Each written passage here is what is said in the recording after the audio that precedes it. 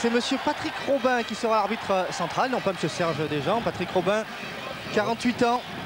On n'a pas fait les choses à moitié en prenant Patrick Robin, vous le voyez.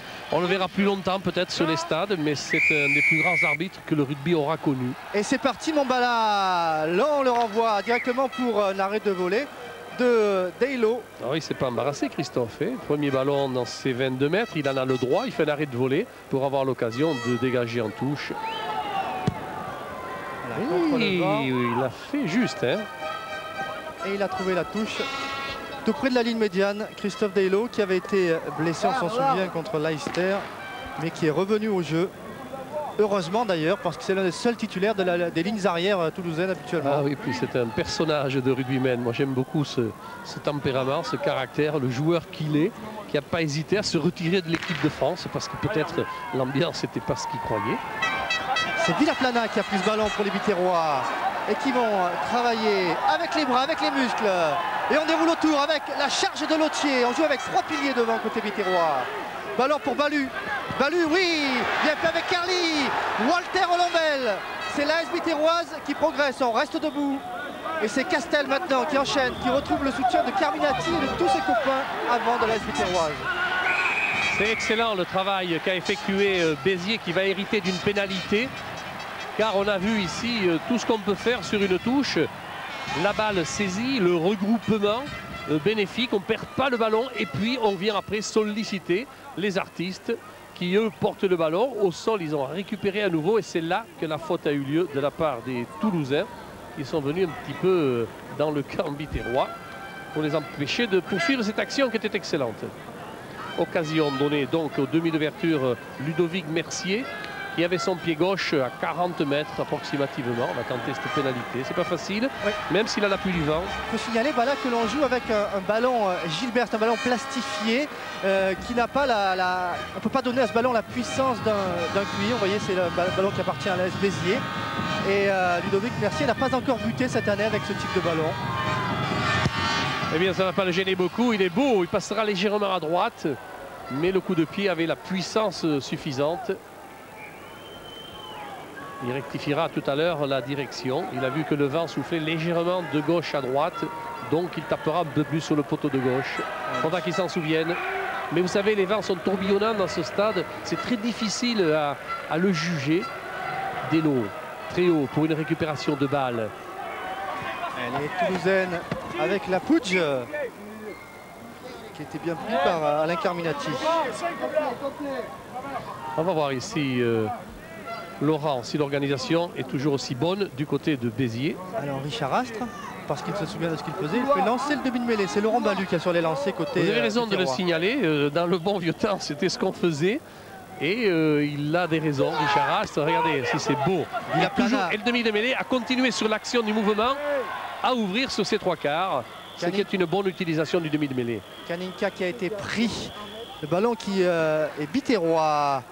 Balu, la longue passe pour Viard. Viard a passé les bras. Il envoie les cannes maintenant, mais le ballon est tombé.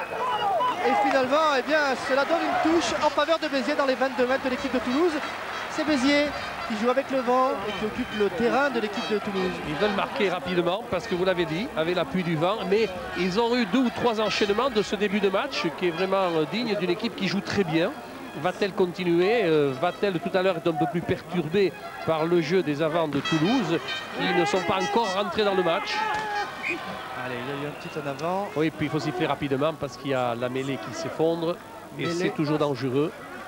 Avec l'introduction, c'est la première mêlée du match, avec l'introduction pour Jérôme Casalbou. Alors que Robin se met, lui, Patrick Robin, du côté opposé, parce que c'est de ce côté-là que on se tire à la bourre du côté des piliers. Il y a un beau duel en vol poids des packs, léger avantage à Béziers. Soulette face à Jordana.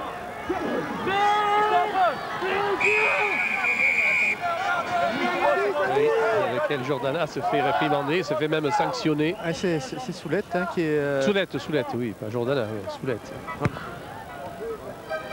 Face au vent, Christophe Daylo assure. Il trouve une touche et il ramène son équipe tout près de la ligne médiane.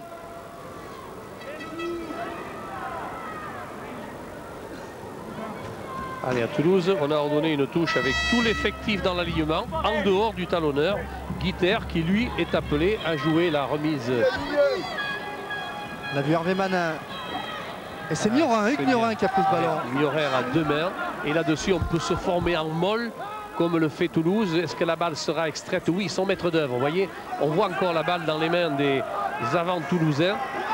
Donc l'arbitre laisse jouer et on dégage la balle. On joue sur Marfin. Marfin qui est bien pris là par la 3e ligne de l'AS Béziers. Petit côté Olivier Carbonneau.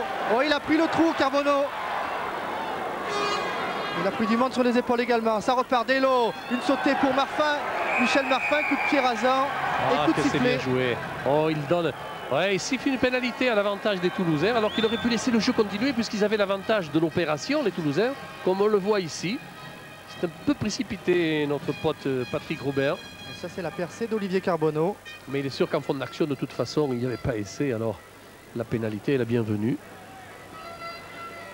Et c'est certainement Christophe Delo qui va taper en touche pour avoir ensuite l'avantage de la remise en jeu. Puisque le règlement, non, il a joué pour lui, tiens. Il joue rapidement et dans l'axe. Il a passé les bras, il retrouve Sester. Sester joue debout. Petit côté là avec Delo. Delo Ougier intercalé. Pris par Kaninka. Bien fait, on retrouve la charge de Manin.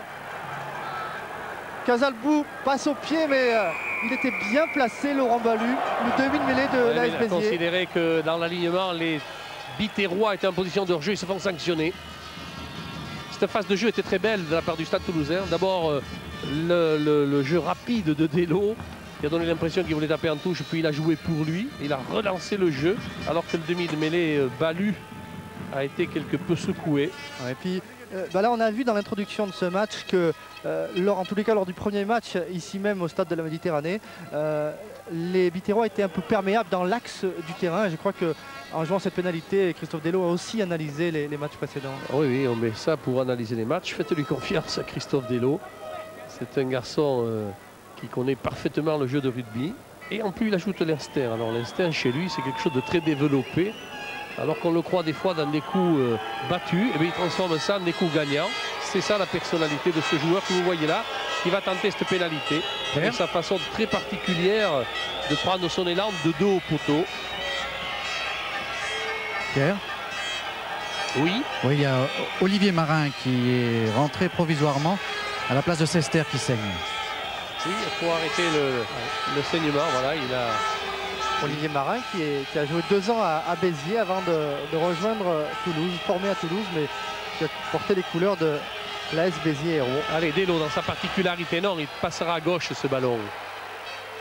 À gauche des poteaux en regardant ceci. On va pas s'embarrasser du côté de Béziers, on va toucher dans l'embut et même une pénalité. Et oui, on a voulu empêcher. Parce qu'on l'a empêché, oui, vous avez raison, on l'a empêché de venir jouer ce renvoi tranquillement. Allez, Ludovic Mercier avec son pied gauche. Mais c'est une pénalité intéressante parce qu'elle donne l'occasion justement sur la touche aux Biterrois de garder la maîtrise de la remise en jeu. Ce qui est très important puisque vous le savez, depuis cette année, on peut lever le preneur de balle, ce qui vous donne l'avantage du gain de balle en ballon beaucoup plus souvent qu'avant. Allez, Laurent Balu, arrivé de Narbonne.